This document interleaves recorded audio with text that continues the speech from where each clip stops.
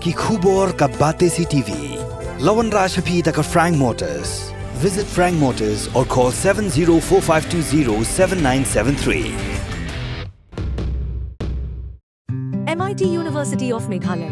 Our admissions are now open for the academic year 2024-25. Explore our best courses, experience global collaborations. Apply today.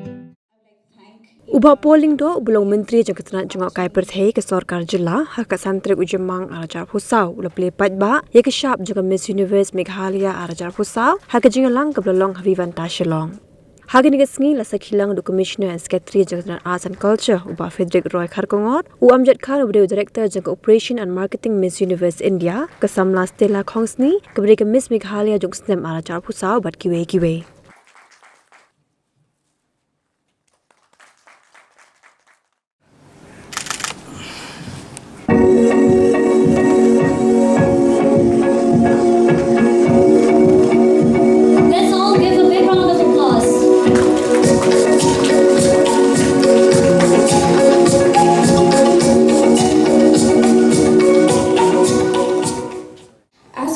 My journey from being a very shy, underconfident girl to a strong, empowered, confident woman has been a beautiful one.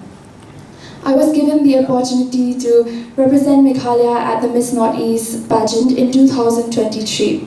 A huge gratitude to the Miss Meghalaya organization for molding me into the woman that I am today. We also have with us Miss Angelina Jackson, who represented our state at the Miss Teen Diva 2024. We also have Miss Daniela Shirley Jirwa, who also represented Meghalaya at Miss Teen Diva, and she also got the opportunity to walk at the Lightmay Fashion Week. We also have with us Miss Tanwaka Surong, who also won the Sunsilk Mega Miss Northeast in 2021. We also have Miss Tanvi Marab, who also represented Meghalaya at Sunsilk Mega Miss Northeast and won the same. And then she went on to being a state winner of Pynbna Miss India in 2020. And she will also be representing Meghalaya at Miss Grand India 2024. We wish her the very best. And we also have with us Miss Irene Dikhar, who also represented and is representing Meghalaya at various pageants. She went on to becoming the first winner of the Miss Northeast pageant under BASN in 2022. Also became a state winner of Pynbna Miss India in 2023, and will also be representing Meghalaya at the Miss Grand India this year in 2024. We wish you the best. May you bring another glory to our state. The organization aims and will continue to celebrate and empower women to showcase their talents, be themselves, and make a difference in the society. The chance to represent India at Miss Universe. So I think we have what you have been asking for. Please come to Shillong or please come to other parts of Northeast India and do the audition. I think that promise has been fulfilled. Now it's your turn to contact the state organization and take the opportunity to participate, because this is one of a lifetime opportunity. Anyone who has dreamt ever to be a pageant aspirant, they must all have dreamt for the crown of Miss Universe or Miss Universe India. So this is your chance, please grab it. Thank you so much, guys. On the steps of the Lincoln Memorial, I have a dream. And I think that dream has started today.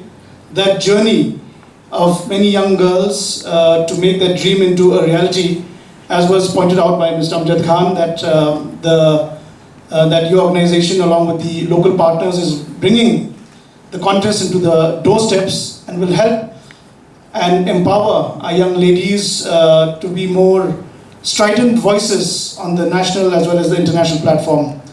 And I'm sure that, as you know, we are a state where women play a very important role. They are a very dominant and a very important partner in the state's development. Many of you perhaps don't know that one of the first women cabinet ministers in pre-independent India, much before we had ministers in the rest of India, was from the state, Kongmei done. And she in fact preceded many of the of the female ministers in post-independent India. We also come from a state where We had a lady chairperson of the UPSC many years ago, and so on and so forth. There have been many women trailblazers from the state. And women continue to play a very vital role in the families, in the polity, and I'm sure now, with this opening of doors, they will also play a very important role, and they'll be visible at both the national as well as the global platforms.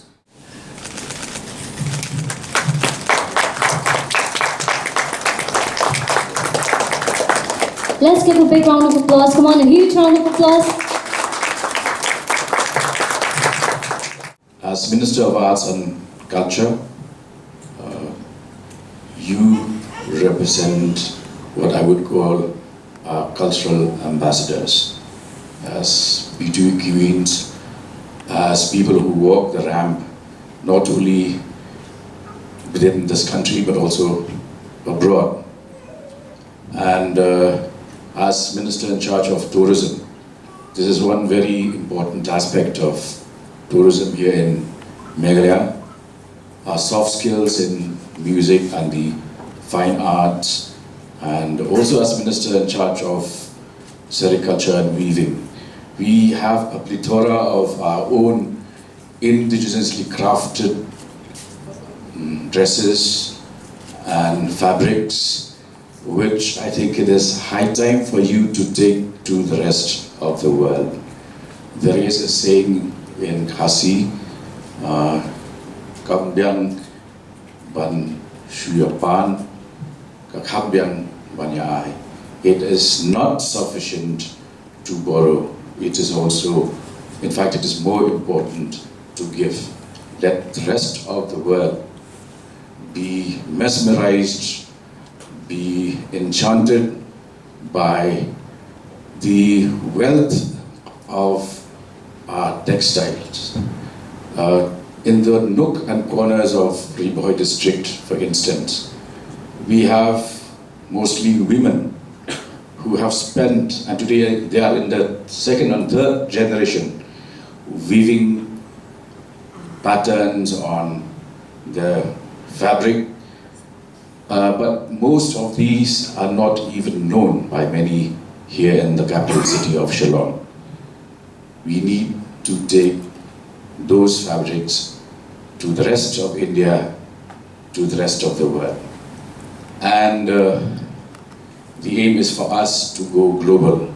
Frederick has mentioned a few of our inherent strengths. The fact that we had legislators turned ministers back in the 1950s, the fact that we had somebody like Congrose who became ultimately the chairperson of the UPSC. These are some of our the faces that introduced the women folk of Meghalaya to the rest of the world. He has not mentioned one thing, which I think he left it to me to do so, which is that in Meghalaya, in most constituencies, female voters outnumber the males. So we can act and take policy decisions which are to your disadvantage only at the cost of our own disadvantage. And yes, whatever can be said about Shillong, Meghalaya, the drawbacks, the fault lines, the inadequacies, one thing that should stand out is the fact that women here are respected and are looked upon with a lot of goodwill by society all around. And this is something that is a major USP for Meghalaya. Although in Khasi, there is this debate that who is the more dominant gender, whether it's the male or the female. Some of those who argue that the male has more powers there are more male MLAs and MDCs, they say it's because the Khasi man is called Ba, and Ba means big. When you call a river Wa, and you call it a Waba, it becomes the sea. So Ba is and denotes size. But then, when you turn to the ladies and you call them Kong, it also means that they represent number one, Ningkong. So that way, there is a fine line that actually ensures a state of equilibrium. A lot of responsibilities shared and a lot of responsibilities divided.